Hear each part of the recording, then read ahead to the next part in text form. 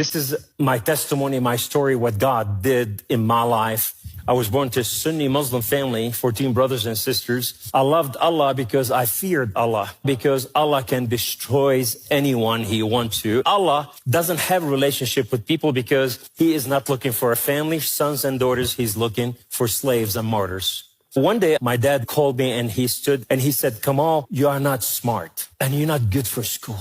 And you know what? I wish you were a girl. I'd have gotten rid of you by now. Because in Islam, if you're 6 years old girl, they can give you away in marriage. I ran for my life and I hid in a mosque. A group of men came and protected me. They're called the Muslim Brotherhood. They became my fathers. I was trained as a child assassin. I was trained as sniper. I was trained as a bomb expert. And then I was sent to the United States of America to infiltrate. In the United States, I get in a car wreck. I was devastated and I was crying, Allah, where are you? And guess what Allah said? Absolutely nothing. Here I am in America and this man comes to me and he said, son, we're going to take care of you and everything is going to be all right. I was in his home and now I was introduced to a new God. And they showed me the unconditional love of the living God, the generosity, the forgiveness, the protection of the living God. I go home and then I fall on my knees toward the east, toward Mecca, and I cry out, Allah, my Lord and my King, why have you done such a thing to me? And it's not the accident that I'm crying about. You put me among Christians. If you are real, speak to me. So when he didn't answer, I decided to finish my story and clock out,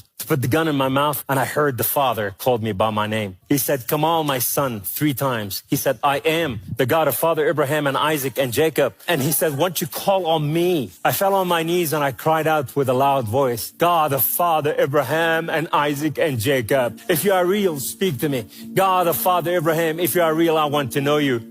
Well, guess what happened? The room was filled with His glory and He stood there dressed in the white clothing. That man that saved my life, all my life, he stood there with the tallit on his shoulder and he was a Jew, the King of Jews.